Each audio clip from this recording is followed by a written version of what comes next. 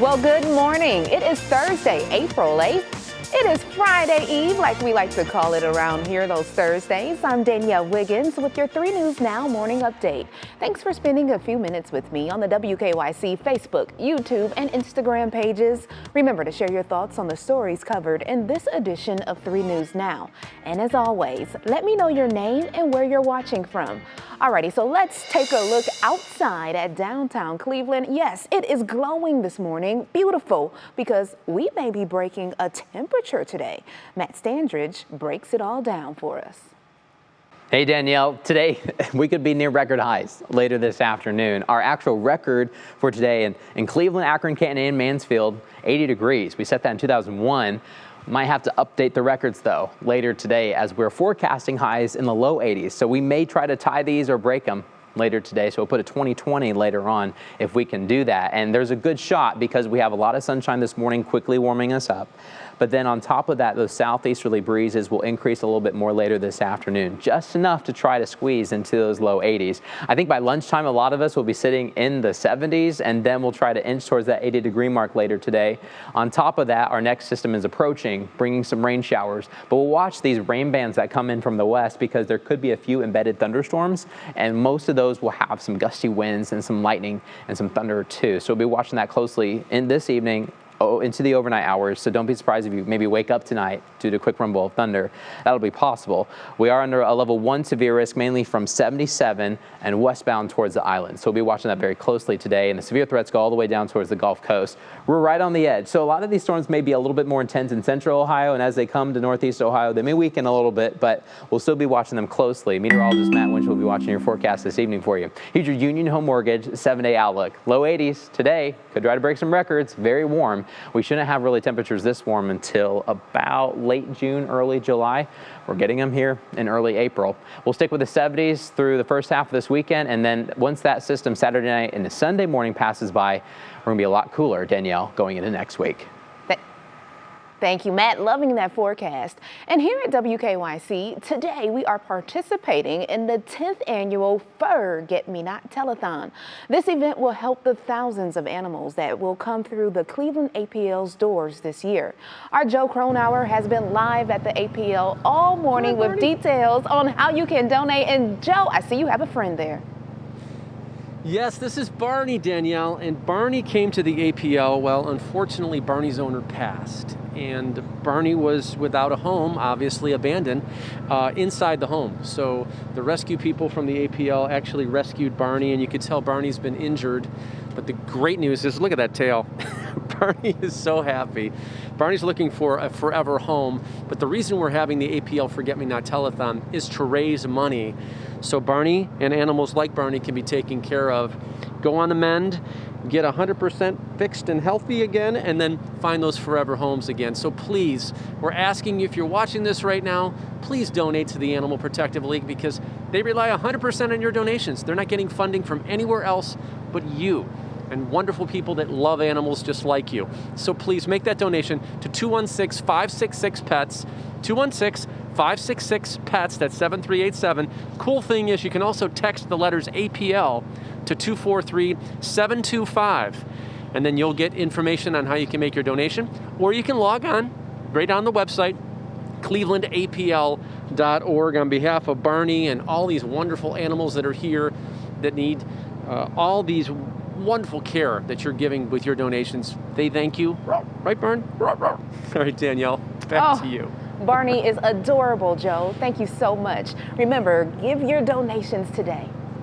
Alrighty, now moving on to some developing news this morning. 6 Rocky River staff members are leaving the school district after being caught talking inappropriately about a student.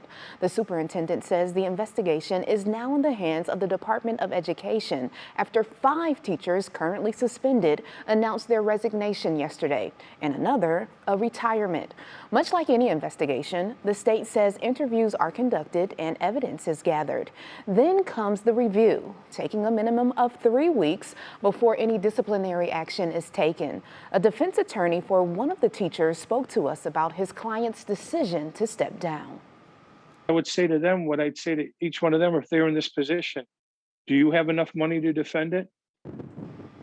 Rocky River Police reopened the criminal investigation into this incident last week. The district has a levy coming up on the May ballot.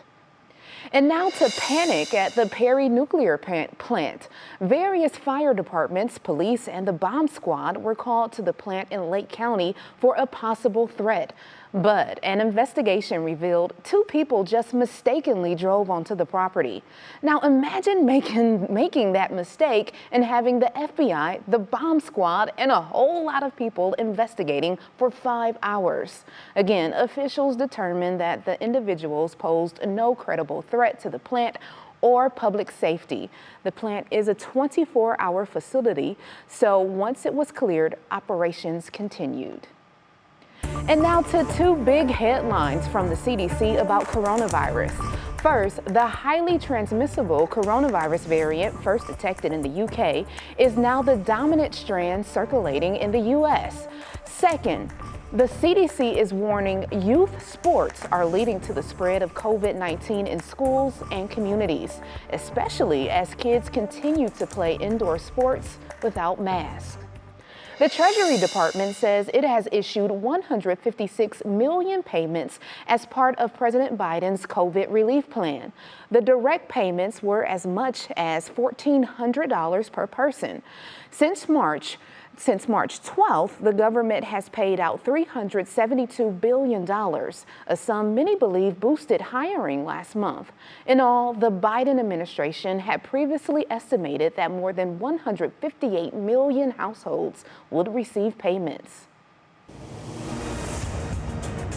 And it's go time with national headlines we're following. Another expert witness says it's clear Minneapolis police officer Derek Chauvin abused his power the day George Floyd died. That expert witness, a Los Angeles police officer testifying for the prosecution, told the jury Derek Chauvin clearly violated police policy. My opinion was that no force should have been used once he was in that position. Thank you for being here. The exact cause of Floyd's death is something we will likely hear about in the next few days, with the medical examiner expected to testify by the end of the week. And President Biden announcing that he has a series of executive actions on gun violence. At a Rose Garden event, the president plans to announce specific actions on gun control and nominate a new head of the Bureau of Alcohol, Tobacco, Firearms, and Explosives. A senior administration official says the actions will include regulating homemade guns and federal support for community violence intervention programs. And speed has been ruled the cause of Tiger Woods' crash in late February. The LA County Sheriff says Woods' SUV struck a tree at 75 miles per hour. He was driving more than 82 miles per hour in a 45 mile per hour zone. The sheriff solely blames excessive speed and Woods' loss of control for the crash. It's believed Woods accidentally hit the accelerator instead of the brake pedal. Woods is still recovering from the crash. Okay, now to entertainment news, because night 1 of the Cleveland International Film Festival 2021 is a wrap. The festival kicked off yesterday for its 2nd virtual year. One of the featured films that debuted last night, Together, is just one of 117 movies and 182 short films that you can watch through the end of the festival, which runs through April 20th. And check this out. Pre-sale tickets went on sale yesterday for the immersive Van Gogh experience. This exhibit is coming to Cleveland in September and is from an Italian world-renowned digital artist. It's an hour-long walk-through experience full of these incredible animated projections of Vincent Van Gogh's work. Regular tickets go on sale this Friday at 10 a.m. And ask, and you shall receive. That old adage proved true for Cameron Gardner, a 1st grader in Arkansas who used a persuasive letter assignment to contact Old Navy and ask the retailer to create girls' jeans with real front pockets. The 7-year-old asked them to consider making girls' jeans with front pockets that are, as she writes, not fake, so she can put her hands and other things in them. And get this, Old Navy responded. They thanked her for the feedback and sent her 4 pairs of jean pants with shorts with actual pockets. So she has the jean pants and she has the shorts. We love it. Congratulations, Cameron. And she was on the Today Show to talk about that journey and her really making that persuasive statement to Old Navy. Well, thank you for taking time to join me for this 3 News Now morning update. Our digital team will continue to bring you the stories making headlines around Northeast Ohio and beyond. Make sure you continue to check our social media pages and WKYC.com throughout the day. I'm Danielle Wiggins, and I'll see you Friday morning on Go starting at 4:30 a.m. Have a great day, everybody.